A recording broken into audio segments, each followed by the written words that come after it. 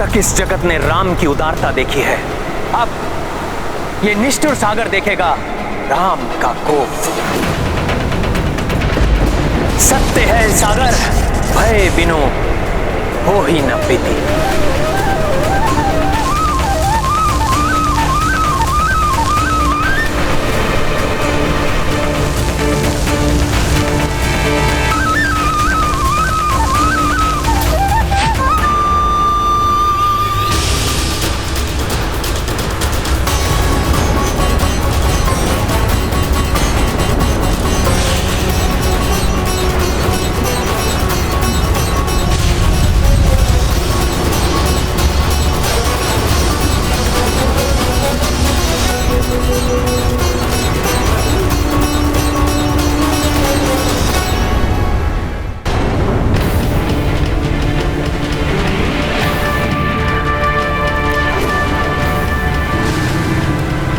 तुम्हें मेरे कोप का भागी बनना होगा सागर।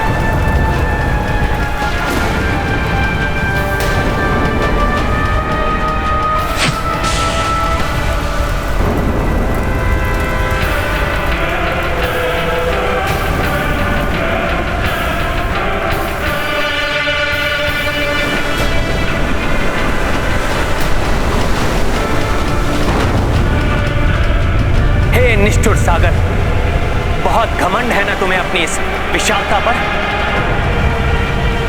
सुखा दूंगा मैं तुम्हें ब्रह्मास्त्र के प्रहार से, सुखा दूंगा मैं तुम्हें ब्रह्मास्त्र के प्रहार से, सुखा दूंगा मैं तुम्हें ब्रह्मास्त्र के प्रहार से।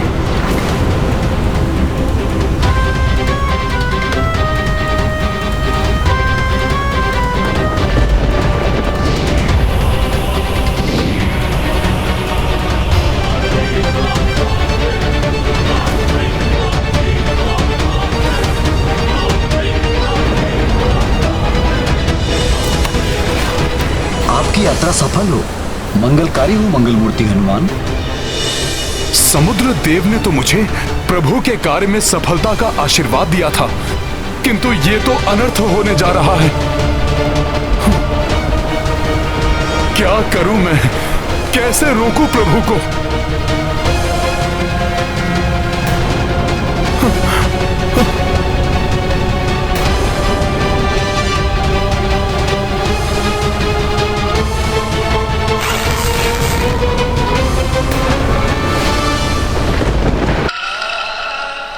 प्रभु, वहां लंका में राक्षसों के बीच था, फिर भी अकेला था।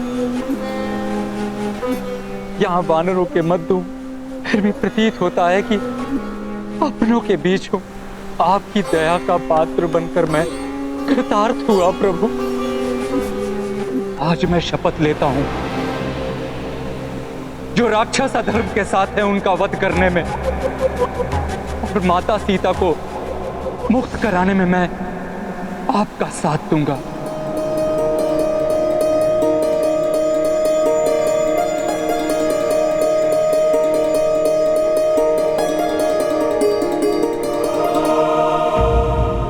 महाराज विभीषण, इस सागर को पार कर लंका के उस ओर जाने का कोई मार्ग सुझाइए। महाराज, सागर पार करने के सिवाय लंका पहुंचने का कोई और गुप्त मार्ग भी है क्या?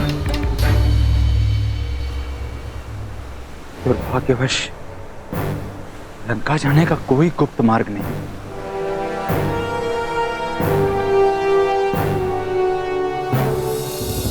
सर्वप्रथम तो वे वानर लंका में प्रवेश ही नहीं कर सकेंगे, और यदि वे प्रवेश कर भी गए तो कदापि मेरे अस्त्रों के सामने नहीं टिक सकेंगे, कदापि नहीं।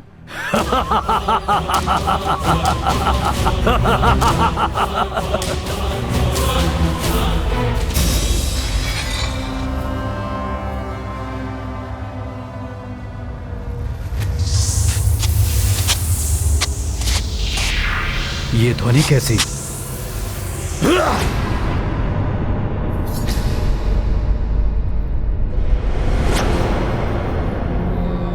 प्रणाम पिताश्री, क्षमा चाहता हूं, मुझे लगा कोई शत्रु है। क्षमा मांगने की कोई आवश्यकता नहीं पुत्र।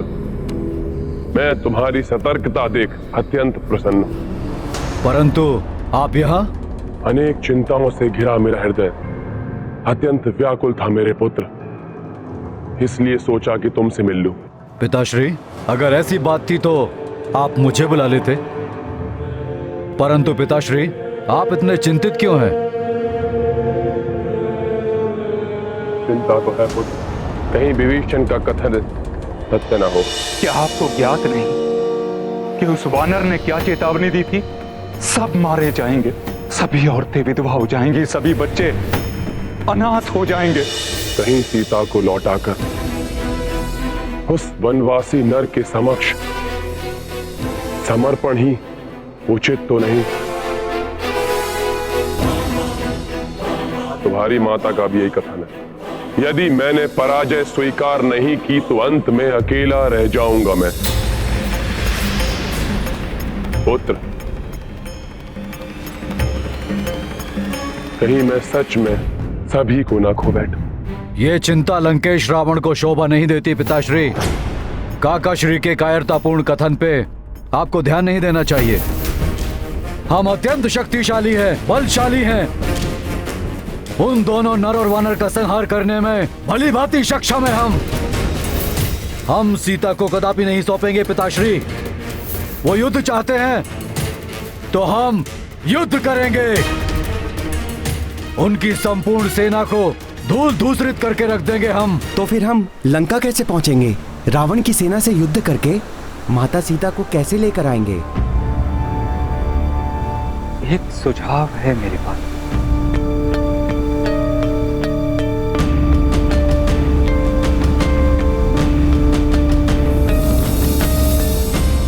प्रभु श्री राम के पूर्वज महाराज सगर ही सागर की उत्पत्ति का कारण थे। इसलिए यदि स्वयं प्रभु समुद्र से मार्ग देने का अनुरोध करें तो कृतज्ञतावश ये स्वयं उन्हें और वानर सेना को मार्ग दे देंगे। विस्तार से बताइए महाराज विभीषण, महाराज सगर के कारण सागर का जन्म कैसे हुआ? बहुत समय पूर्व महाराज सगर ने अश्वमेध यज्ञ का आयोजन किया था। यज्ञ के मध्य में देवराज इंद्र ने उनका अश्व चुराकर कपिल मुनि के आश्रम में छुपा दिया। तब महाप्रतापी महाराज सगर ने समस्त दिशाओं में अपने 60 सहस्त्र पुत्रों को उस अश्व को ढूंढने के लिए भेजा। जब उन सगर पुत्रों को पृथ्वी पर कहीं भी वो अश्व नहीं मिला, तब उन्होंने उस अश्व को ढूंढने के लिए पृथ्वी से पाताल तक खनन प्रारंभ कर दिया।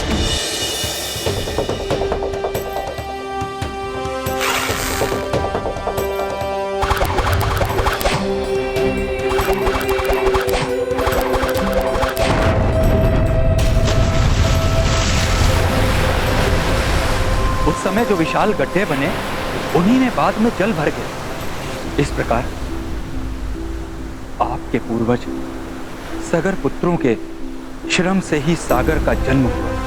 इसलिए कृतज्ञ सागर आपके आदेश का मान रखकर आपको लंका जाने का मार्ग अवश्य देंगे।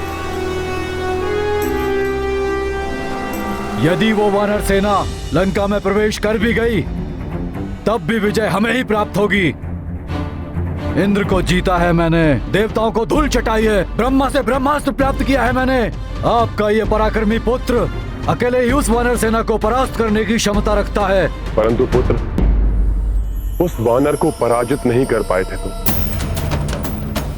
स्वयं पकड़े जाने का स्वांग किया था, तुमने नहीं पकड़ा था।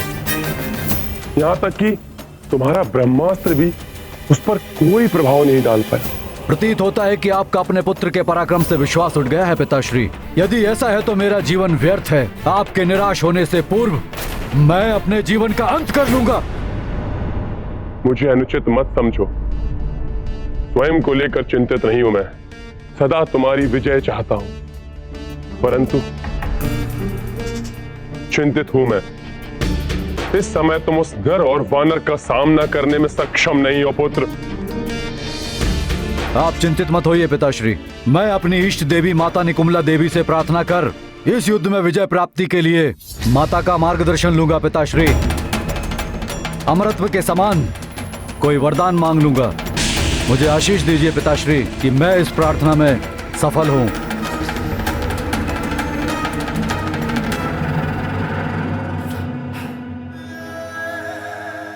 मेरा आशीर्वाद सदा तुम्हारे साथ है पुत्र।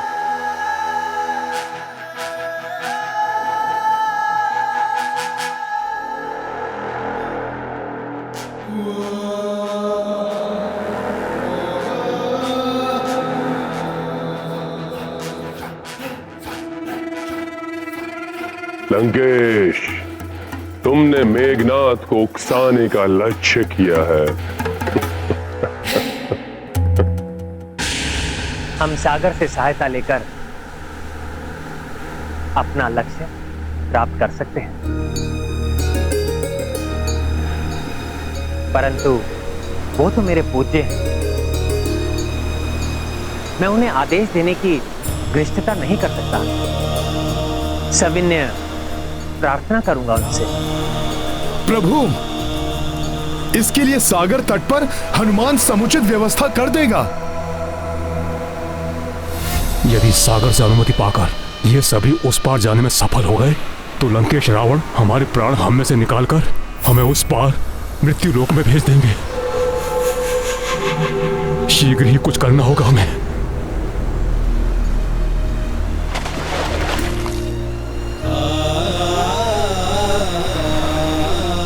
हे महाविशाल समुद्र देव, मैं सगर वंशज दशरथ पुत्र राम आपकी शरण में आया हूं। मेरे पूर्वज महाराज सगर के द्वारा आपकी उत्पत्ति हुई। आज उन्हीं सगर का रघुकुल विपत्ति में है, जिससे हमें आप ही उबार सकते हैं। हमें अपने जल के मध्य से लंका जाने का मार्ग देने की कृपा करें। आपको प्रसन्न करने के लिए मैं अभी इसी क्षण से अन्न और जल का परित्याग कर आपके द्वारा मेरी प्रार्थना स्वीकार करने तक मैं यहीं स्थित रहूंगा।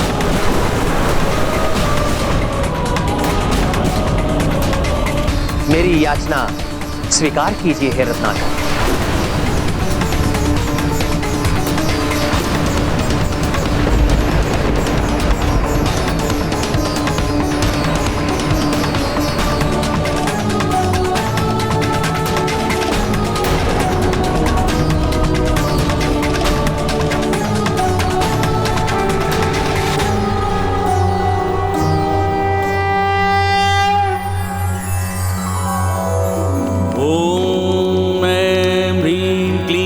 चामुंडाय विच्चे ओम ग्लौं हुं क्लीं जूं सः ज्वालाय ज्वालाय ज्वल ज्वल प्रज्वल प्रज्वल ऐं ह्रीं क्लीं चामुंडाय विच्चे ज्वल हम सं लं छं फट् स्वाहा।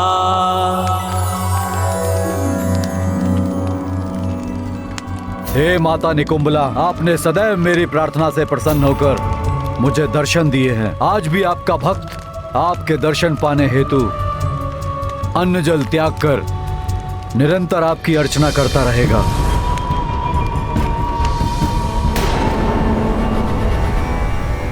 ओम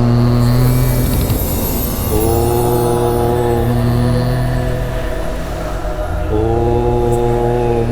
यदि राम या सुग्रीव इस वानर से दूर चले जाएं और एकांत में मिल जाए तो मैं अवश्य अपना प्रभाव दिखा सकूंगा। हाँ, ऐसे में जब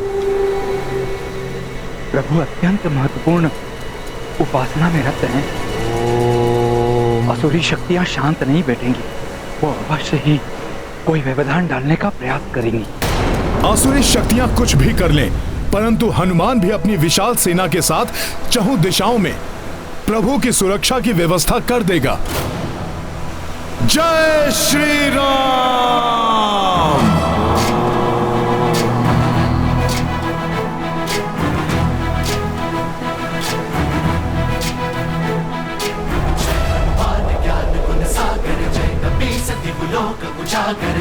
हनुमान ज्ञान गुण सागर जय कपी सति लोक उजागर जय।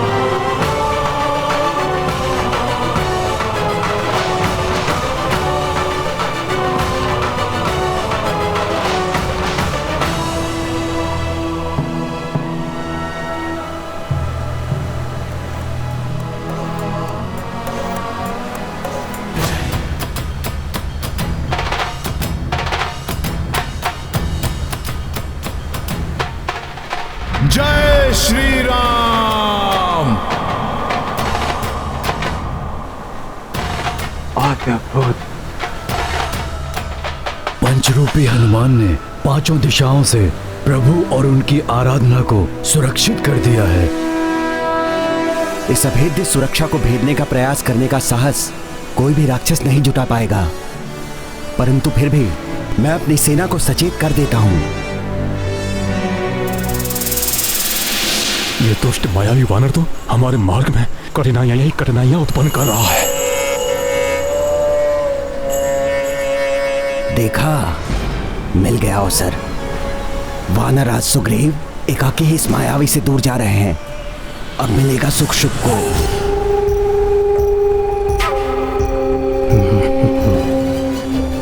महाराज महाराज महाराज, बोलो सैनिकों।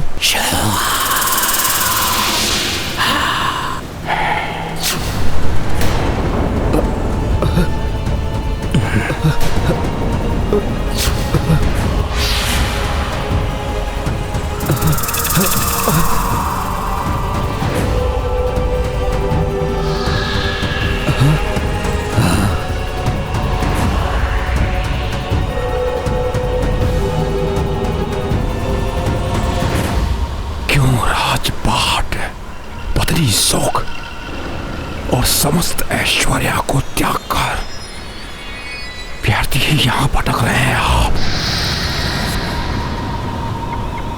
इस वनवासी का साथ देकर क्या प्राप्त होगा आपको वानर राज? बताइए, क्या प्राप्त होगा आपको? क्यों अपने जीवन और सेना को संकट में डाल रहे हैं आप? तो कहिए वानर राज, अब क्या करेंगे आप? मैं उस वनवासी राम का साथ नहीं दूंगा।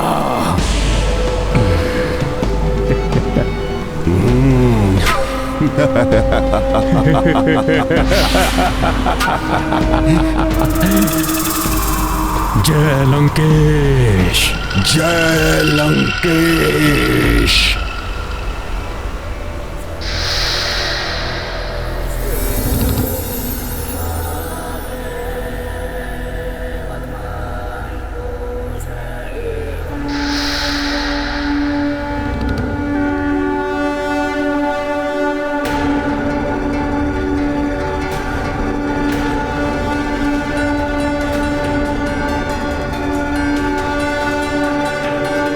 ये अकस्मात क्या हो गया महाराज सुग्रीव को? ये महाराज सुग्रीव संपूर्ण वानर सेना को क्यों एकत्रित कर रहे हैं?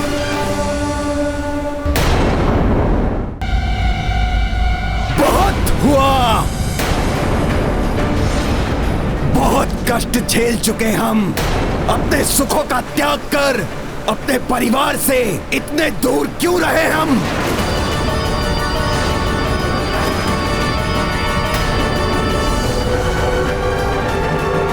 क्यों किसी दूसरे के कार्य को पूर्ण करने के लिए अपना समय और शक्ति व्यर्थ गंवाए?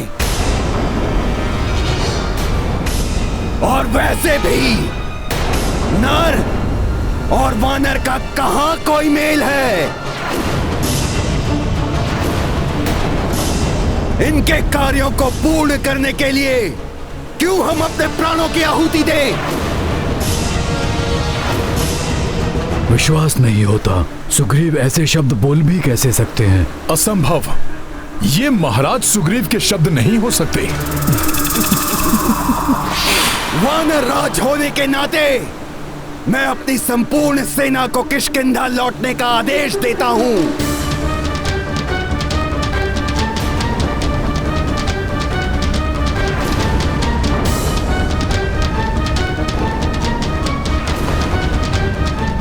महाराज सुग्रीव, आप ये क्या कह रहे हैं? मैं वही कह रहा हूं रीछराज जामवंत जी, जो आपने सुना है।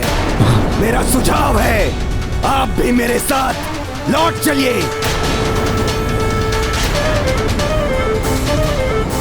महाराज, अग्नि की शपथ लेकर प्रभु श्री राम का साथ देने का प्रण लिया है आपने, उसे कैसे भुला सकते हैं आप?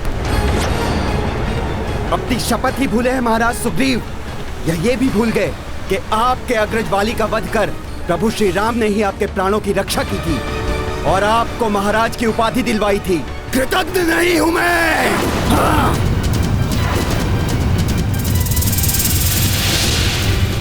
स्मरण है मुझे, किंतु मैं अपने सारे ऋण उतार चुका हूं।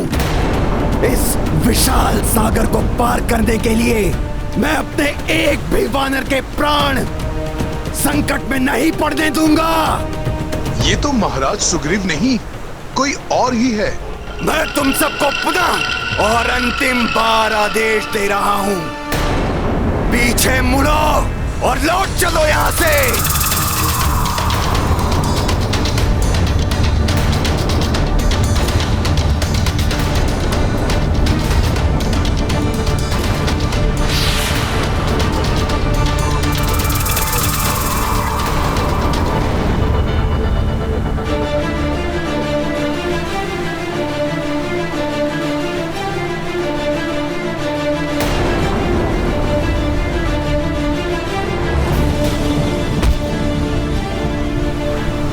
हमें लौटना होगा।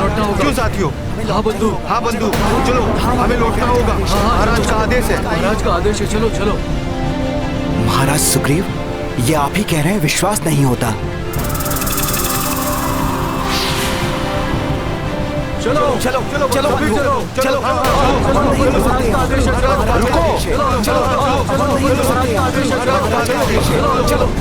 रुकिए रुकिए वानर मित्रों, रुकिए। आप सब ऐसे मत जाइए, रुकिए।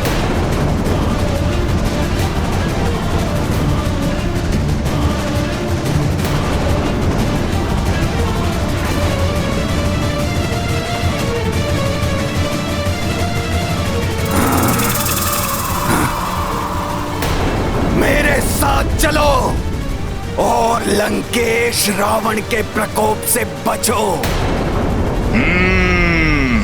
ये अवश्य रावण की ही कोई चाल है। यदि महाराज सुग्रीव ने यहां से प्रस्थान किया तो मुझे कुछ तो करना होगा, किंतु यहां से जा भी तो नहीं सकता मैं। क्या करूं मैं? चलो।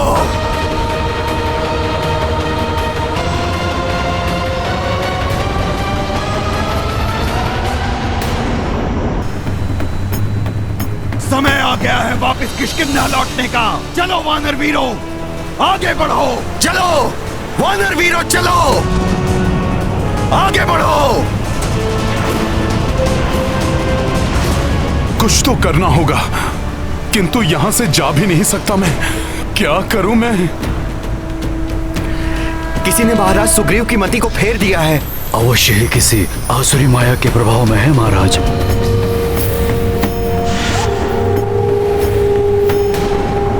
महाराज विभीषण शंकित होकर यहाँ वहां ढूंढ रहे हैं। शुक्र चुप जाओ।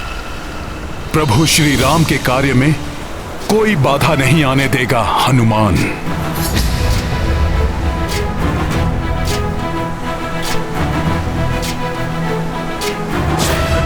ज्ञान गुण सागर जय कपीस दिगुलोक उजागर जय हनुमान ज्ञान गुण सागर जय कपीस दिगुलोक उजागर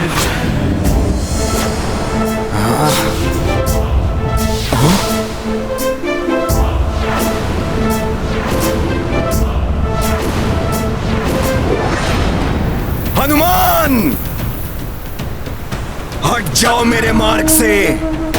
इस आसुरी माया के प्रभाव को नष्ट करने के लिए मुझे योग विद्या का सहारा लेना होगा।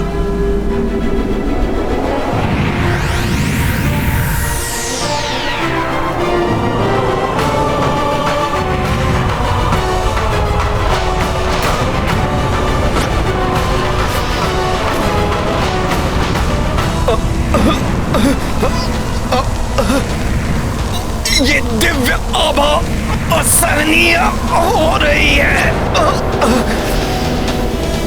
ये क्या है?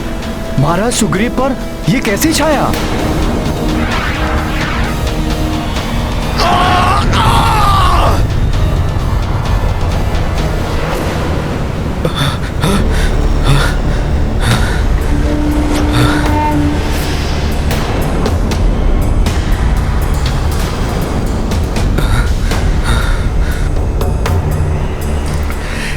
क्या हो गया था मुझे? इस दुष्ट वानर के तेज के समक्ष मेरा सम्मान प्रभाव कम हो गया है। प्रतीत हो रहा है जैसे महाराज सुग्रीव की तंद्रा टूट गई हो। कैसे हुआ ये? युवराज अंगद, जिस व्यक्ति के मूलाधार चक्र आदि 7 कुंडलियां जागृत हो जाती हैं, वो असीम तेज से संपन्न हो जाता है।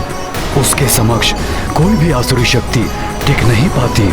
प्रभु श्री राम से भेंट करने के उपरांत हनुमान के भी 7 चक्र जागृत हो गए थे। मैं यहाँ रथ पर? कहीं मैं वापस लौटने के लिए? नहीं, अवश्य मेरे साथ कुछ हुआ है।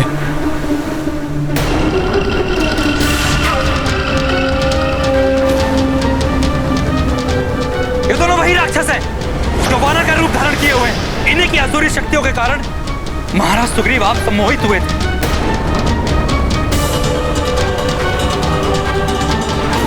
और अपनी समस्त सेना को वापस लौटने का आदेश दे रहे थे। भागकर कहां जाओगे सखा?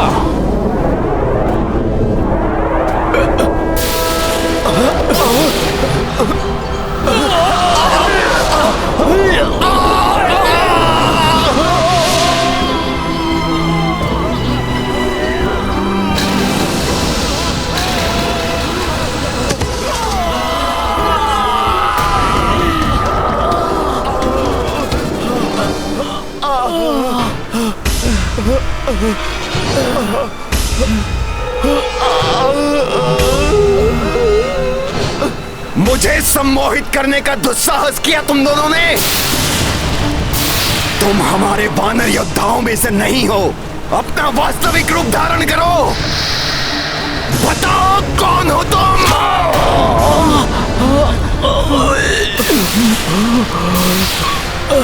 मेरे समक्ष तुम्हारी माया नहीं चलेगी। बताओ कौन हो तुम?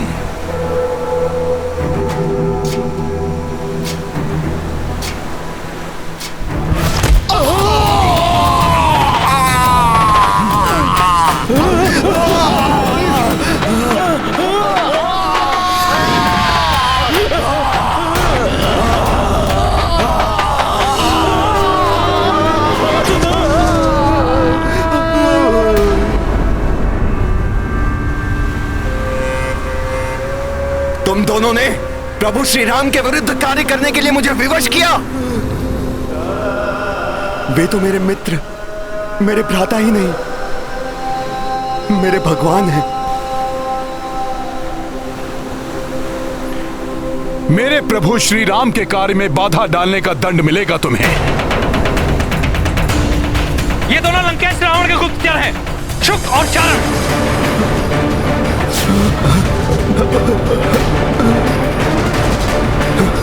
इन दुष्टों को यही दंडित कीजिए। मार दो इन्हें। इन दुष्टों को यही दंडित कीजिए। मार दो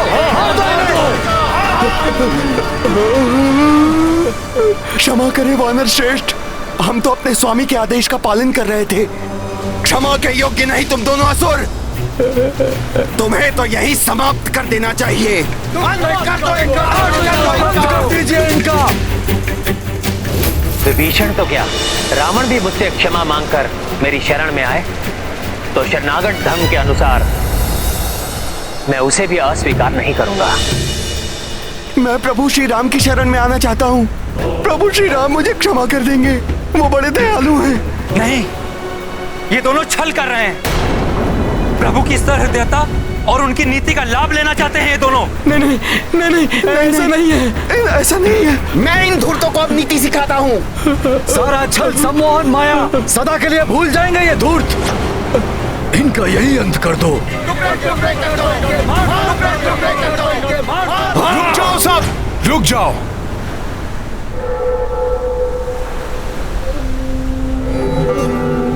ये प्रभु श्री राम की शरण मांग रहे हैं। ऐसे में हम इनका वध करके प्रभु श्री राम की छवि धूमिल नहीं कर सकते। प्रभु इनके लिए जो निर्णय करेंगे वही मान्य होगा। हाँ, प्रभु की सहमति के बिना हम इन्हें कोई क्षति नहीं पहुंचा सकते। प्रभु श्री राम तो पूजा में लीन हैं। लक्ष्मण भैया, अब आप ही बताइए, इन दुष्टों के साथ क्या करना है? हनुमान जी उचित कह रहे हैं। जब भैया श्री राम की पूजा और ध्यान संपन्न हो जाएगा, समुद्र देव प्रसन्न होकर हमें लंका तक जाने का मार्ग दे देंगे, तब भैया श्री राम ही इन दोनों के भाग्य का निर्णय करेंगे। तब तक इन दोनों को कड़ी निगरानी में रखना होगा।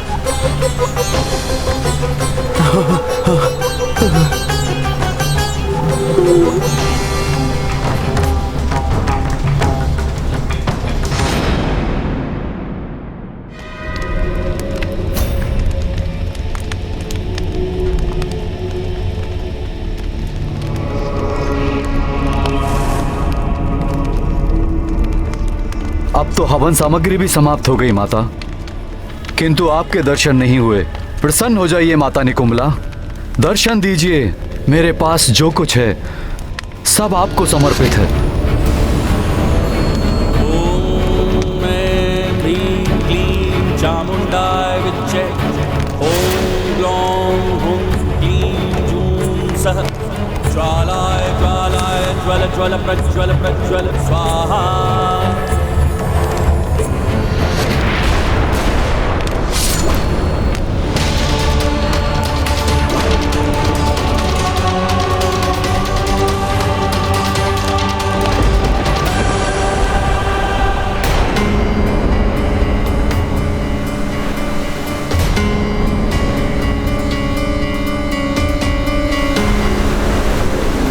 हनुमान जी, भैया श्री राम की पूजा अपने चरम पर पहुंच रही है,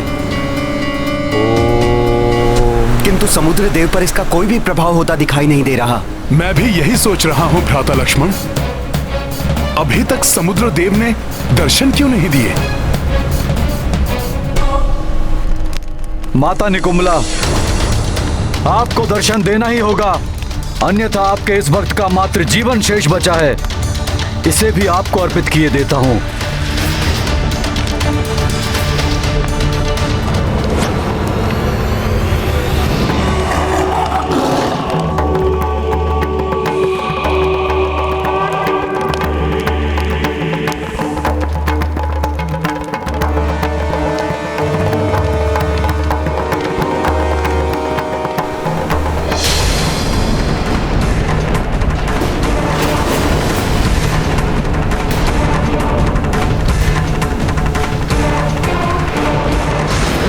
मेघनाथ, इष्ट देव और देवी अपने भक्त के जीवन के बलिदान से नहीं, उसकी भक्ति और श्रद्धा से प्रसन्न होते हैं। तुमने सदैव अपनी भक्ति और समर्पण से मुझे प्रसन्न किया है। जय माता निकुंभला, माता की जय हो। माता प्रसन्न हुई तो उसके भक्त का जीवन धन्य हो गया। तुम्हारा कल्याण हो वत्स।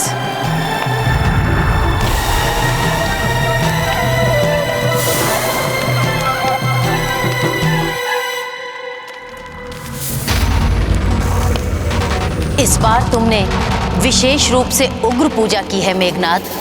क्या विशेष चाहते हो तुम? माता, मुझे अमरता का वरदान दीजिए। वत्स मेघनाद, मैं तुम्हारी रक्षा तो कर सकती हूँ, किंतु अमरता का वरदान नहीं दे सकती। मात्र सृष्टिकर्ता ब्रह्मदेव ही दे सकते हैं। ब्रह्मदेव? परंतु माता, ब्रह्मदेव को प्रसन्न करने के लिए तो वर्षों तक घोर तप करना पड़ता है। तुम्हें कदाचित स्मरण नहीं है मेघनाद, जब तुमने देवराज इंद्र को बंदी बना लिया था, तब ब्रह्मदेव ने उन्हें मुक्त करने के लिए तुम्हें एक वरदान देने का वचन दिया था। तुम उसी वचन का लाभ उठा सकते हो। ब्रह्मदेव शीघ्र दर्शन देकर तुम्हें इच्छित वरदान दे सकते हैं। माता निकुंभला, आपने तो मेरी समस्या का सहजी समाधान कर दिया। आपका बहुत बहुत धन्यवाद माता। सफल मनोरथ भव।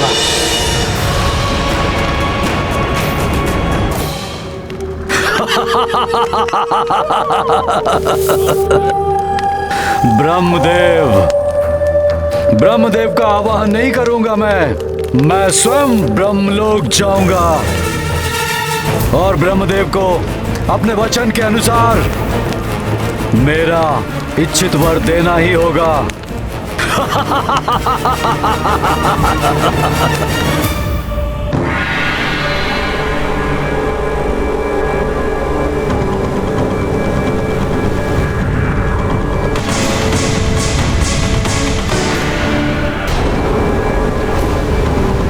अब आपका वियोग मैं एक माह से अधिक नहीं सह सकूंगी। यदि उसके पश्चात मुझे आपके दर्शन ना हुए तो मैं अपने प्राण त्याग दूंगी।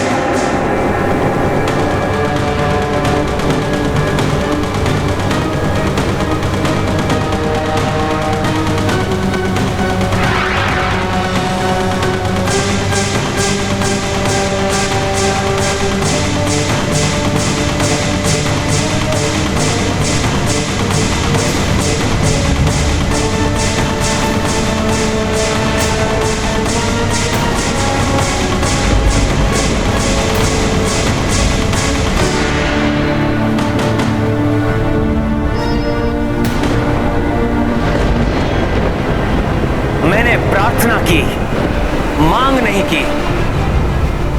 मैंने श्रद्धा पूर्वक विनती की, आदेश नहीं दिया। मैंने पूजा की, कठोरता नहीं दिखाई।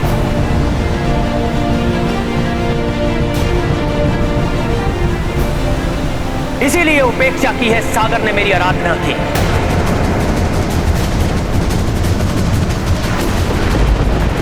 मेरी पूजा और श्रद्धा का कोई सम्मान नहीं है सागर की दृष्टि में।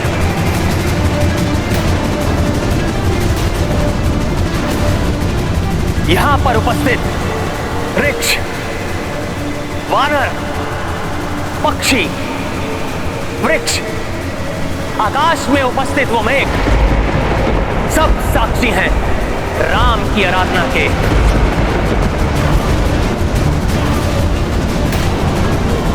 राम के उस विनम्र निवेदन के, जिसे ठुकराकर सागर ने अपनी निष्ठुरता का परिचय दिया है। धीर से प्रार्थना, कुटिल से प्रेम, निष्ठुर से विनती का कोई लाभ नहीं होता। उन्हें मात्र भय से वश में किया जा सकता है।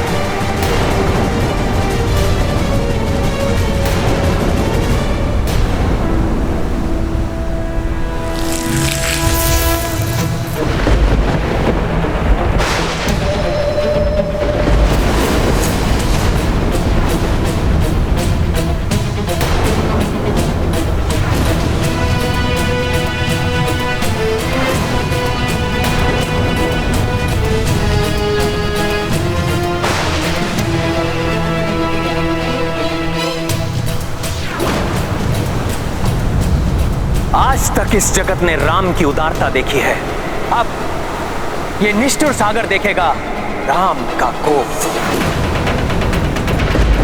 सत्य है सागर, भय बिनु हो ही न प्रीति।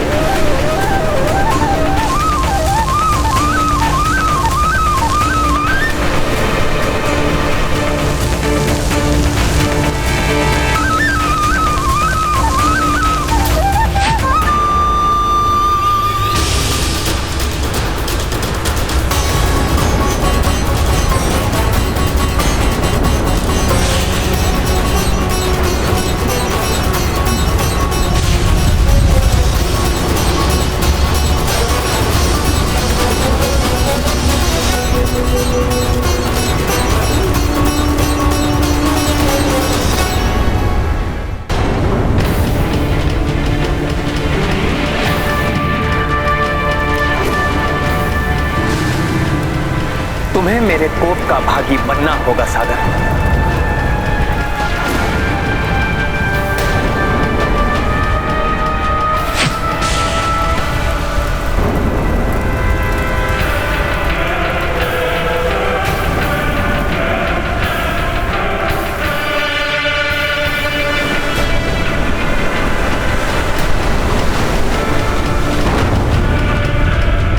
हे निष्ठुर सागर, बहुत घमंड है ना तुम्हें अपनी इस विशालता पर।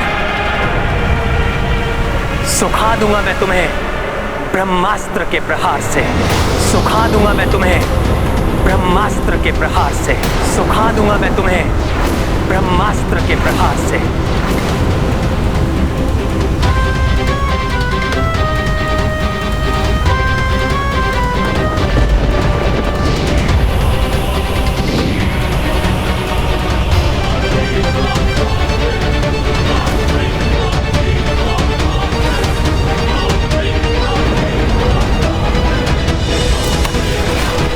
आपकी यात्रा सफल हो, मंगलकारी हो मंगलमूर्ति हनुमान। समुद्र देव ने तो मुझे प्रभु के कार्य में सफलता का आशीर्वाद दिया था, किंतु ये तो अनर्थ होने जा रहा है। क्या करूं मैं, कैसे रोकूं प्रभु को?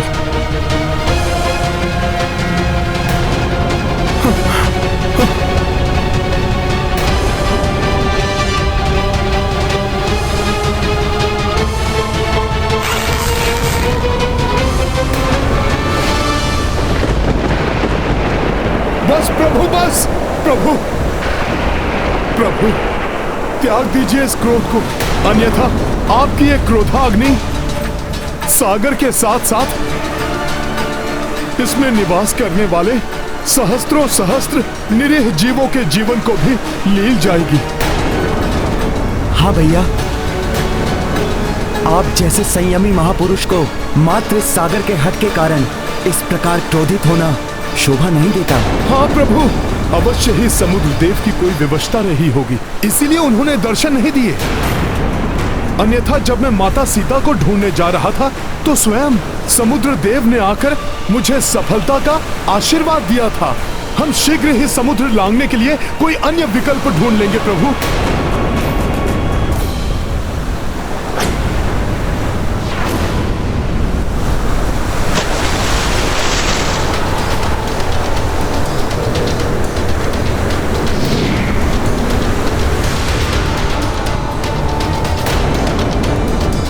क्षमा प्रभु, क्षमा।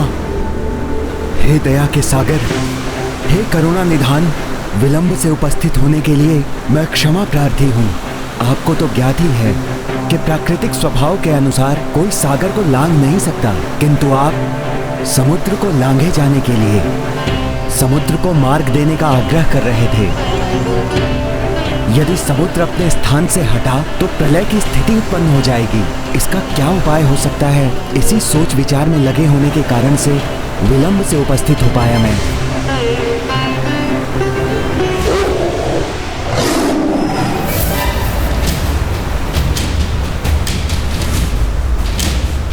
ब्रह्मदेव, आप मुझे दिए हुए वचन के ऋणी हैं और उस ऋण को उतारने के लिए आपको दर्शन देना ही होगा।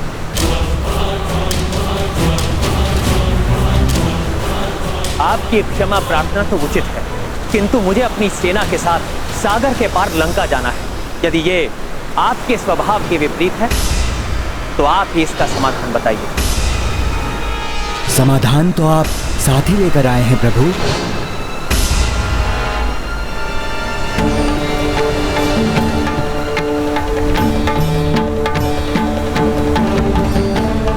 साथ लेकर आए हैं अर्थात? हाँ हनुमान, आपके मित्र नल।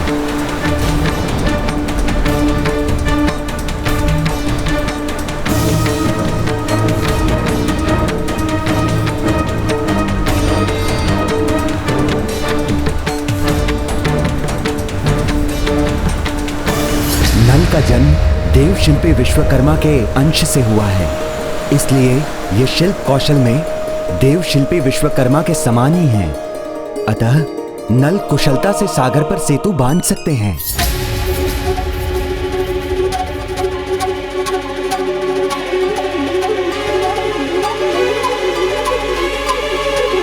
शिल्पी विश्वकर्मा के अंश से हुआ है, इसलिए ये शिल्प कौशल में देव शिल्पी विश्वकर्मा के समान ही हैं। अतः नल कुशलता से सागर पर सेतु बांध सकते हैं।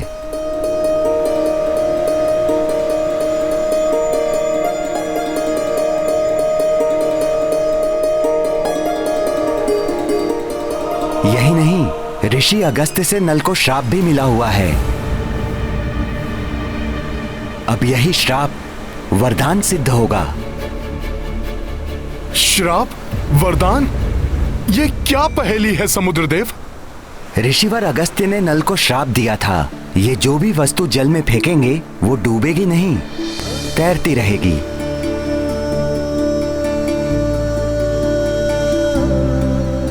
अतः नल तैरती हुई शिलाओं के द्वारा यहाँ से लंका तक सेतु का निर्माण कर सकते हैं।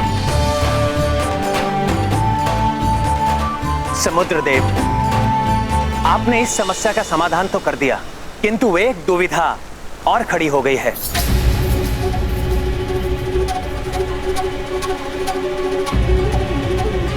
आप ही उसका समाधान कीजिए। अब कैसी दुविधा प्रभु?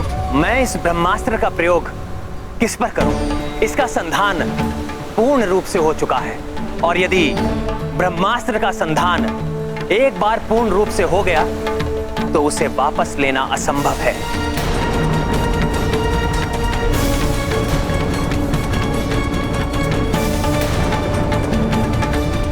समस्या है तो समाधान भी अवश्य होता है प्रभु। यहाँ से उत्तर दिशा में एक पवित्र स्थल है, द्रुमकुल्य। वहां सहस्त्रों क्रूर कर्मी, दस्यु स्वभाव वाले आभीर प्रजाति के मनुष्य रहते हैं। वे मनुष्य सदैव दुराचारों एवं अत्याचारों में लिप्त रहते हैं। महापापी अभिरस उनका मुखिया है।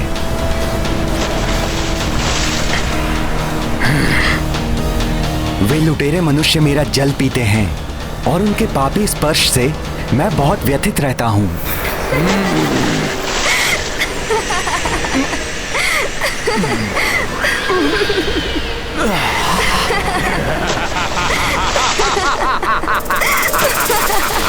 हे प्रभु राम, आप अपने पवित्र बाण का उपयोग उन पर ही कीजिए।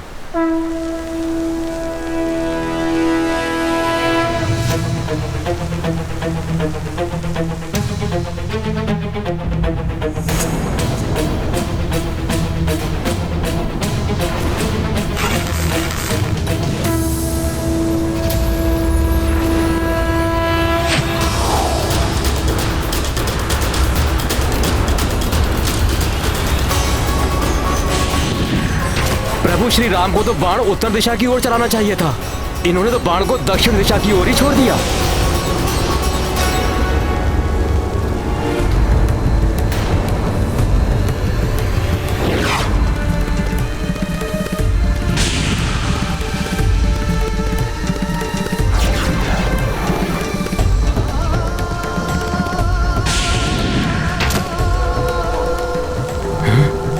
ऐसा अद्भुत प्रहार, ऐसा अनुपम धनुर्विद्या का कौशल।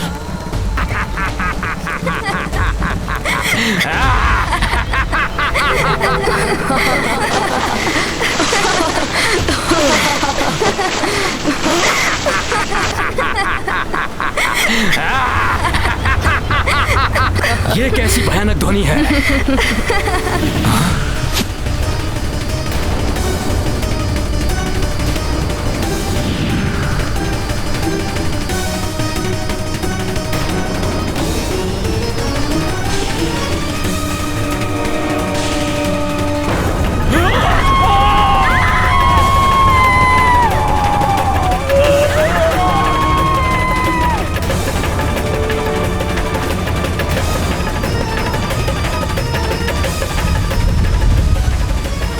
जिसके एक बाण के वार ने सुदूर स्थित द्रुमकुल्य प्रदेश को समूल उजाड़ दिया, वो लंका और लंकेश की न जाने क्या दुर्दशा करेगा।